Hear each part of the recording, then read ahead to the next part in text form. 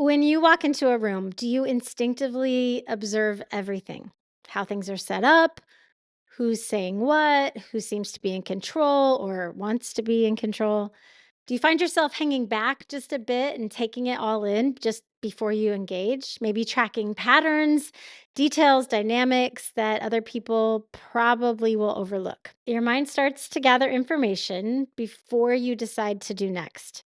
And you may also notice a subtle pull to conserve your energy and to not jump in too quickly. There's often a quiet voice saying, wait, let me understand what's going on here first. Let me ask you this. Are you known as somebody who is insightful, thoughtful, independent?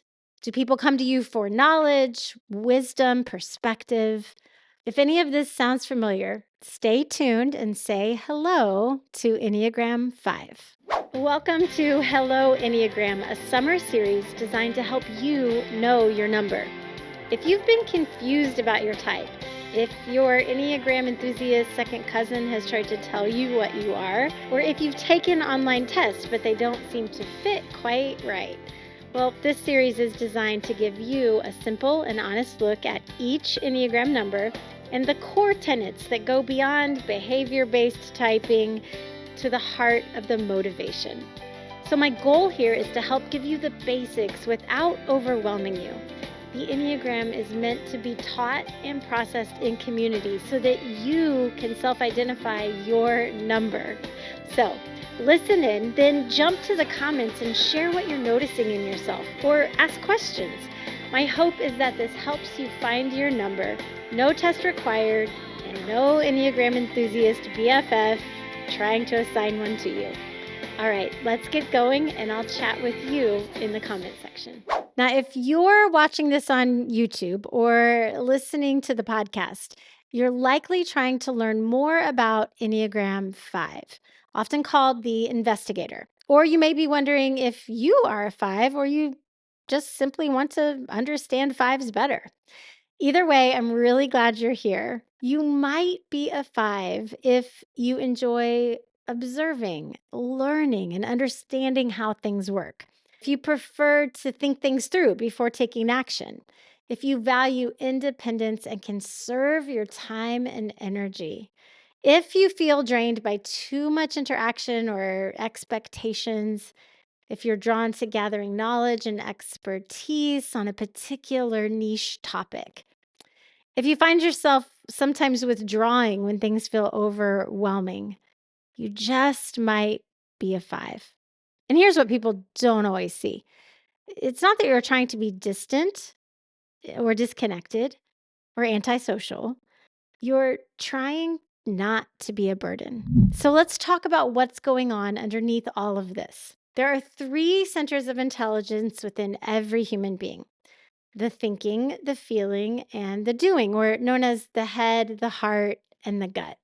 For an Enneagram 5, the strongest center of intelligence is the head, the thinking center, which means that an Enneagram 5 processes the world through analysis and logic, through data.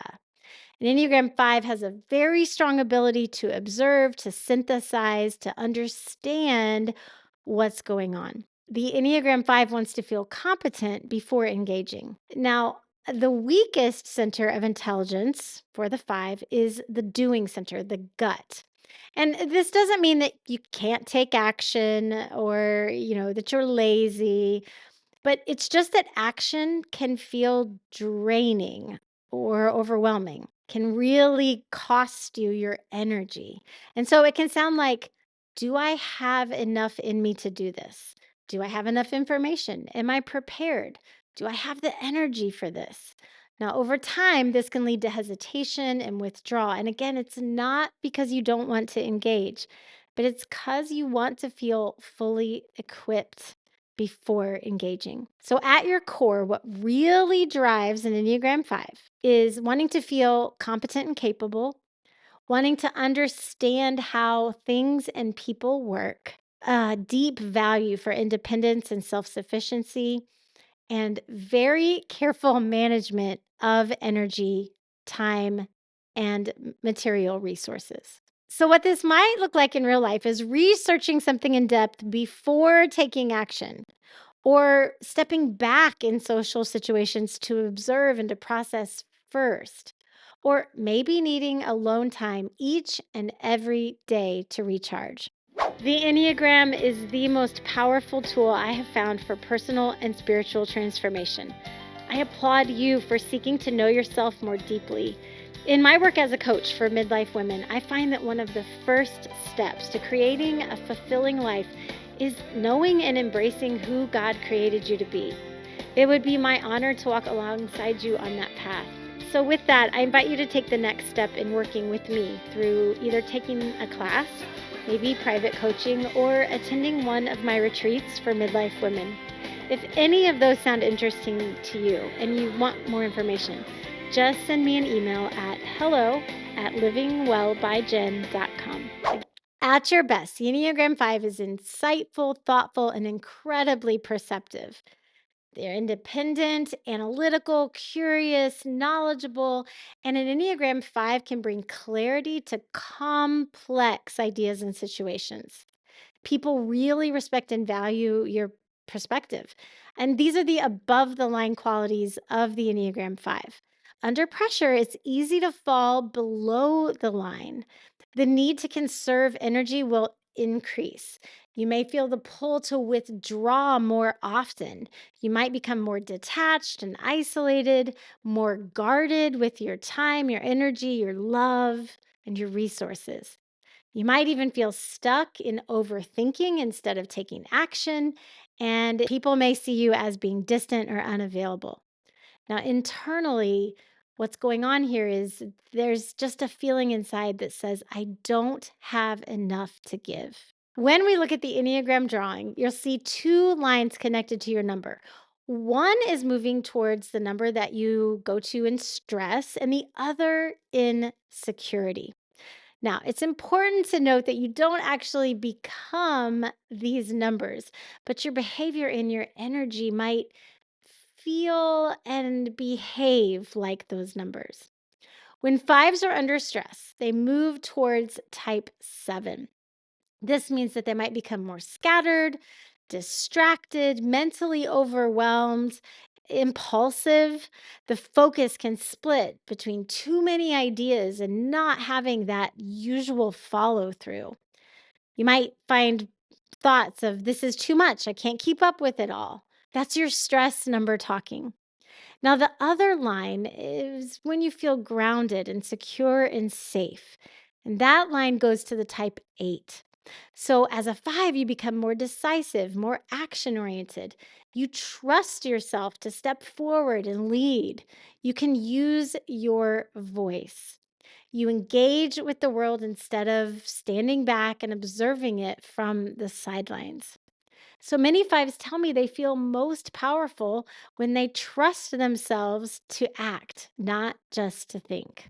So if you're wondering if you might be an Enneagram 5, ask yourself, do I prefer to observe before acting? Do I conserve my energy and resources very carefully? Do I feel most confident when I'm prepared? Do I strive to be independent? Do I withdraw when things feel overwhelming? If what we've talked about today resonates with you and you're thinking, I might just be an Enneagram 5, don't rush to label yourself. Listen to a few more types and pay attention to what motivates you beneath your behavior.